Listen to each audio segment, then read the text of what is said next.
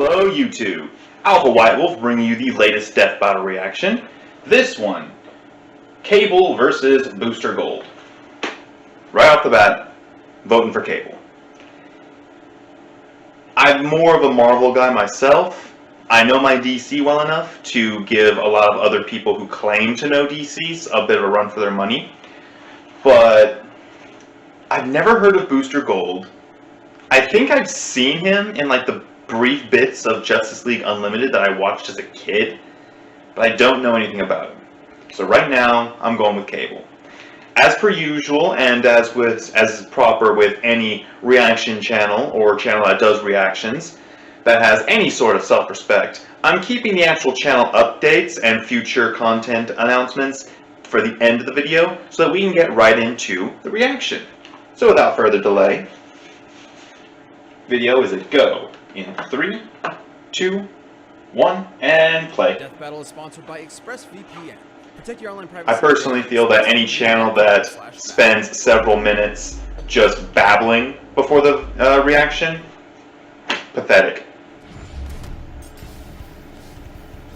Mankind has always looked to the past with regret for mistakes, and to the future for the chance to correct them. But what if the past and future could be visited at the same time? I'd say buckle up, but where we're going, we don't need seatbelts.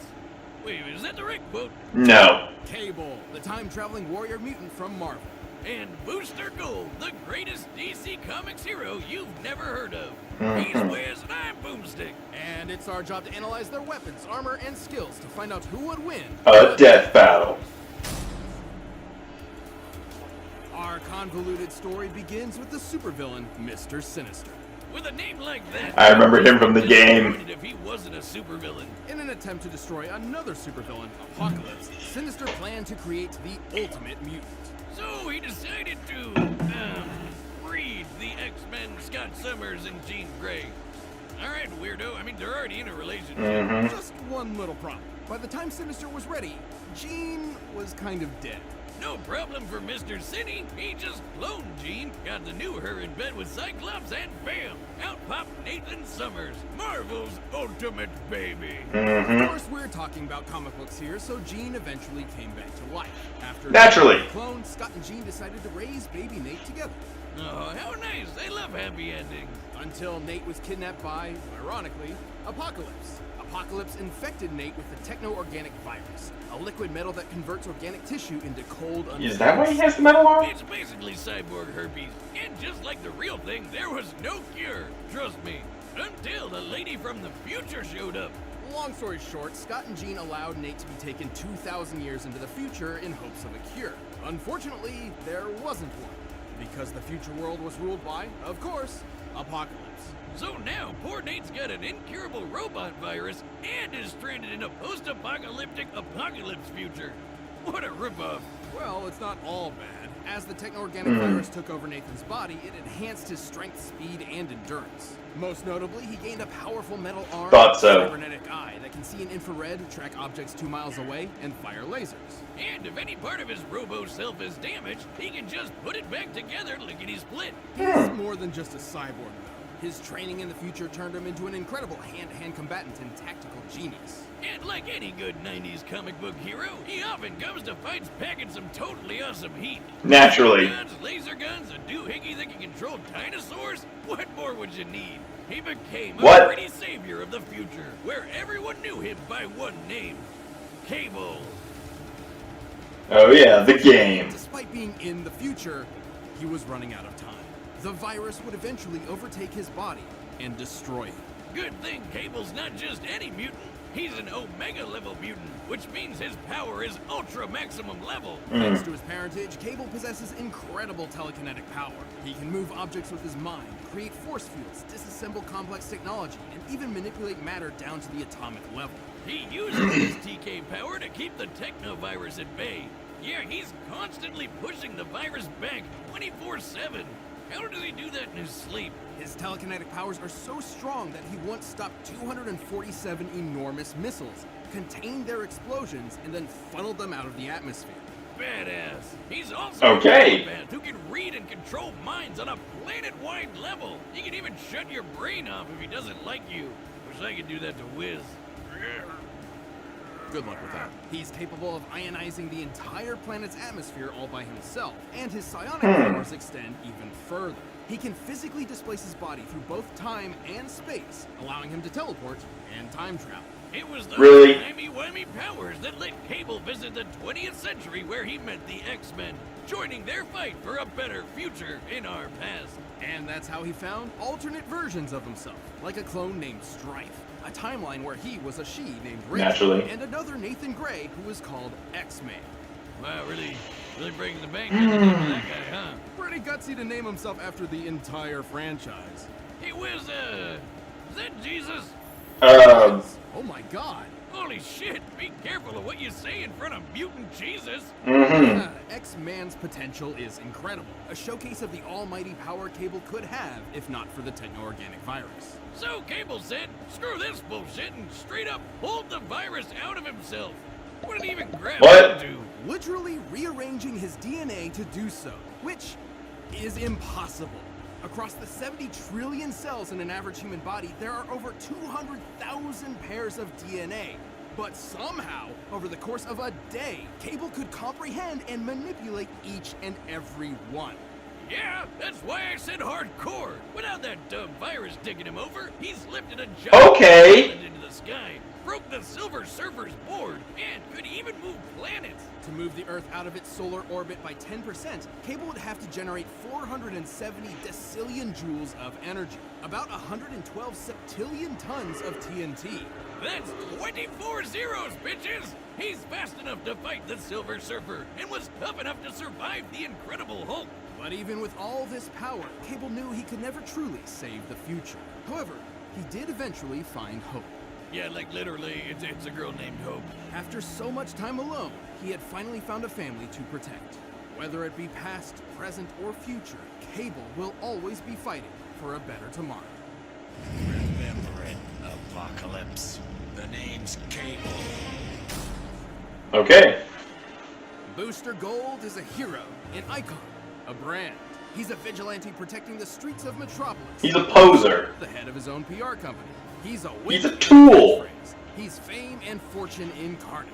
But the number one thing to know about Booster Gold, he's 100% full of shit. Michael Jordan is your average star college football player from the 25th century. His future in the future was bright, until his mother caught a devastating illness they couldn't afford to treat. Forced into a corner, Michael was caught betting on his own games in order to pay for the treatment. Should have moved to future Canada. While his mother did survive, Michael found himself in jail. After his time, he just managed to land a job as a security guard at the Metropolis Space Museum and stumbled upon the exhibit on 20th century superheroes. Which inspired him to become a superhero too. And kind of. Actually, he stole all the hero tech he could, and turns out it was the real deal, including a goddamn time machine. Oh yeah, great idea. Let's just leave that shit lying around in the museum that hires ex-cons as security.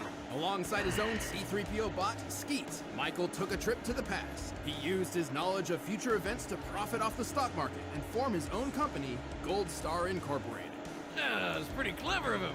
Clever like a fox. Because Michael J. Fox played the guy from Back to the Future, and he went back, and Sports Almanac. This PR firm and merchandising house would eventually introduce him as a self-made superhero celebrity, Gold Star. Except Ronald Reagan misheard the name as Booster Gold, and it stuck. Well, now he sounds like a trading card pack. Don't get the wrong idea. Michael didn't initially become a superhero for altruistic means. Even Superman, the most positive man alive, believed Booster Gold to be a huge dick. Booster didn't care about helping people. He just wanted Even to Superman doesn't like you. He already knew would happen. Sports Almanac, remember? Luckily, he wasn't all talk.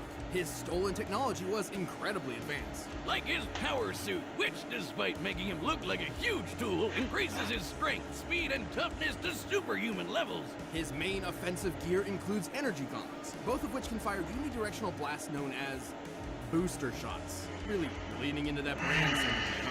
And if an enemy is getting a little handsy, he can redirect the gauntlet's energy through his suit, zapping the shit out of anything it touches. Or it can amp up his strength even more. He's just gotta be careful not to run out of fuel. His goggles include heat vision, infrared, and X-ray, and his Legion flight ring allows him to you know. But at the end of the day, Booster's still an ordinary guy. What the? Iron Man were a dumb loser. Uh. His ass kicked on a daily basis if he didn't have his nifty force field built. Potentially his most important tool of all. Booster's force field is an impenetrable wall of continual energy so dense that not even bacteria can pass through. Oh. And shrug off physical and energy attacks as well as weirder stuff like mind control. From the likes of Maxwell Lord, no less. A telepath powerful enough to brainwash the entire planet. Booster can even remove his force field and wrap it around something else to protect them or to crush them into nothingness, like my heart after 7th grade prom.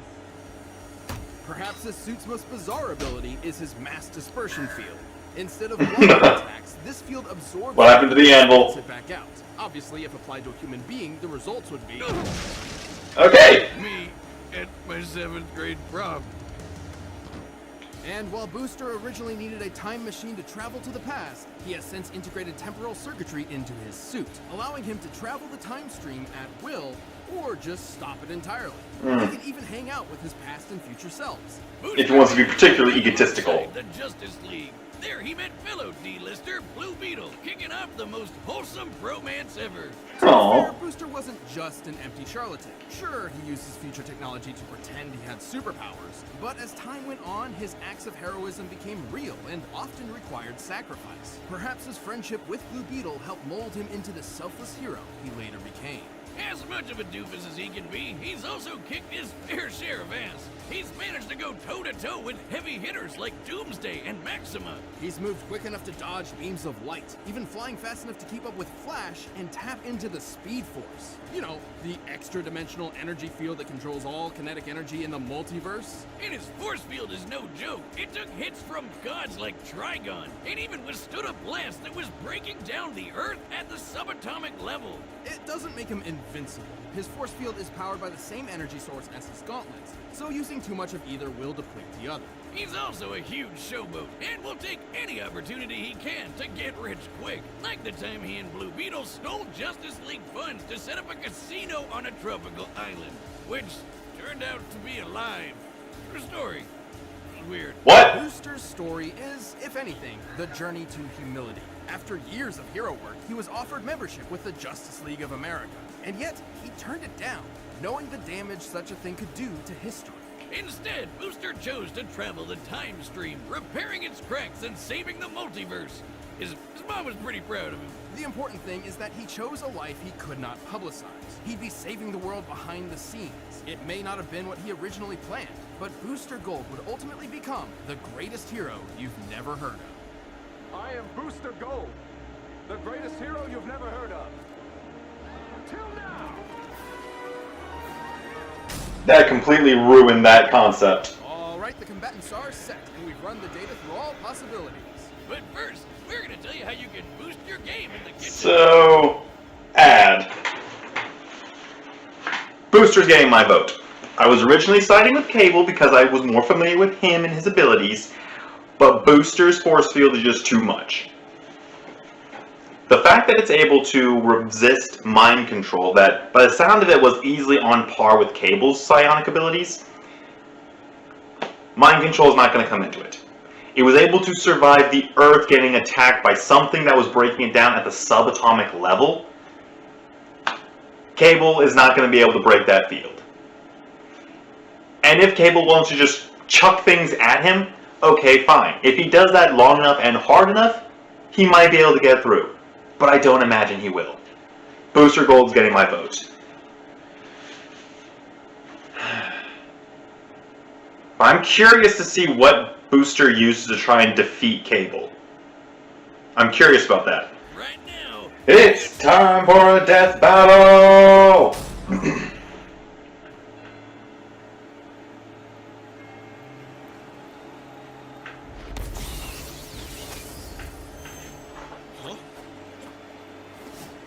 Hey, buddy, do you mind? You're hogging my spotlight here. You look like an idiot. Oh, I get it. You want to take on the champ to boost your street cred, right? No. Well, if it's a fight you want, it's a fight you'll... Cable's just like, who the fuck is this idiot? Stained with your blood. Oh! What? From the get-go. Thank you! Thank you! Please let me be wrong and Cable win.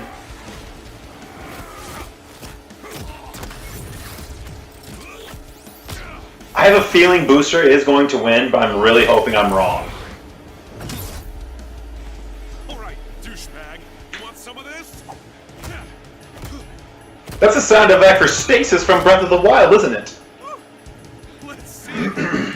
How far you fly! You hit like a girl.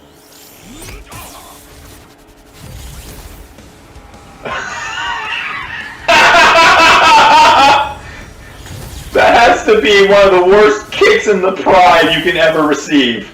Did you just punch me into next week? Or a million next weeks? Very likely. Do these guys just not care about collateral damage?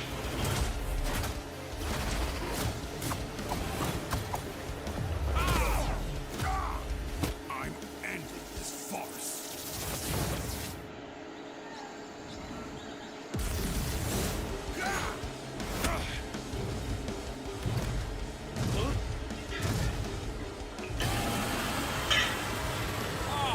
Come on! That force field just giving him way too much trouble. You were playing roadkill. Funny how time travel works. Oh, hey! I can do that too! In fact, it's kind of my thing. So, here's an army of me's from every second we've fought so far.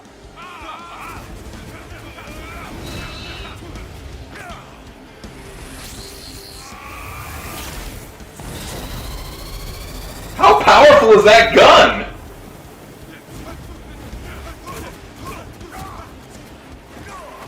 Enough! Turn those shields off! I don't think that's gonna work. A voice in my head must remove force field! Fine. What? Your time just ran out. No. What? Oh, wait. Did you think you could turn my force? I thought so. No, it's too strong for that. I gave it to you. He can crush things with it. See you in hell, you goddamn golden asshole. Ugh. Boost terrific. No. KO. I'm glad I was right. I'm sad it was Cable that I know it lost. seems ridiculous, but Seriously, how did that golden dingus beat mutant Jesus? well, it sounds crazy at first, but Booster Gold actually had everything he needed to take Cable out. Cable's powers were way more versatile and deadly than Booster's, and his lifetime of experience in the trenches made him the more well-rounded soldier overall. But Booster had plenty of deadly weaponry in his own right, though his saving grace was that force field, Sure, that thing survived some crazy stuff. including every single thing in Cable's arsenal. For example, Cable's telekinesis could move a planet and rearrange cells, right? Well, Booster's force field survived planetary destruction at the subatomic level. Yeah. Similar to a nuclear bomb, but on a massive scale worth about 14 tenatons of TNT. Over 100,000 times greater than Cable's power output. That's 40 f***ing zeros, bitches! Holy mutant Jesus! And remember, his gloves use the same energy as the shield, so that means Booster is packing some serious heat. Even in Cable's fight with the Silver Surfer, while he managed to keep up for a short while, once the Surfer got serious, the fight was over pretty quick. Meanwhile, Silver Surfer's kind of a OP. Speedsters like Flash, and I know what you're thinking. What about Cable's mind control powers? Yeah, Boosty I don't Shield think so. Protected him from Maxwell Lord. Whose mental powers, like Cable's, could also span an entire planet. Yeah. Yeah, Cable looked a lot better on paper, but he just didn't have a surefire way to put Booster down for good. And Booster had exactly what he needed to nab a victory. This is one of the awkward things about comparing heroes from different franchises. Cable may be a gritty badass and Booster may be a silly goofball, but those distinctions mostly matter in their own worlds. In Death Battle, we have to compare them directly, and sometimes that means a hero no one's ever heard of wins. Booster didn't just win, he took home the gold. The winner is Booster Gold. Okay. Who's next? Hey, thanks for watching this episode of Death Battle. If you want the battle music for yourself, you can do it by clicking the link down below. And if you want to watch more stuff, check the boxes right over there.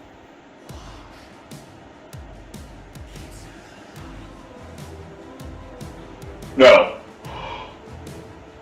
Hello there. Oh! No!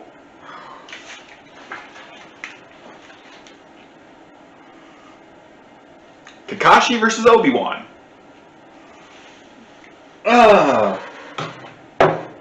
That's going to be interesting. Typically, it seems like most of the death battles really do great to one-up the previous ones. I have no idea. When Obi-Wan and Kakashi come out sometime next week, week after, I have no idea what they're going to do to top that. Because the moment I saw those bells, I've seen enough of Naruto, I've read enough of Naruto fan fiction, sue me. I know that those bells the moment I see them. And when I saw that hooded figure, there's no way it wasn't going to be Obi-Wan. But, okay. Enough gushing. So, first off, I am still recording Doom Eternal. I know it's been a little while, but that's mostly because in my current schedule, I'm currently enrolled in college classes. I'm finishing off my bachelor's degree in the next month or two. So I don't have as much time as I would like to actually game. In fact, I usually have like one day a week where I actually can game, and the rest of it is either doing something or recovering from whatever I was doing the night before. So Doom Eternal still coming out. Halo 2, I can start uploading that after Doom Eternal. I'm going to continue recording Halo 4. What else? In terms of the reaction videos, though, there is a series that I'm looking into that I'm going to try and binge. If you've been watching some of these videos recently, you'll know that I've been getting into Warhammer 40k. And if you know Warhammer 40k, you've probably seen at least one or two thumbnails for this series. I'm fully intending on doing a reaction video to it because I came across a small clip of one. I don't know what episode it's from, but it got me interested enough to actually look into it. So I will be doing a reaction to that series when I get the time. In the meantime, though, I will still be uploading Doom Eternal when I get the time. I will start uploading Halo 2 once Doom Eternal is done with, because I'm not getting paid for this. I have to have some leisure time for myself on top of work, school, and pretty much any other responsibilities that I have in my day-to-day life. I only get a few hours a day to myself, so I want to have at least something to me. But, with all that said, this has been Alpha White Wolf. I'm signing off. You keep howling, Wolfpack.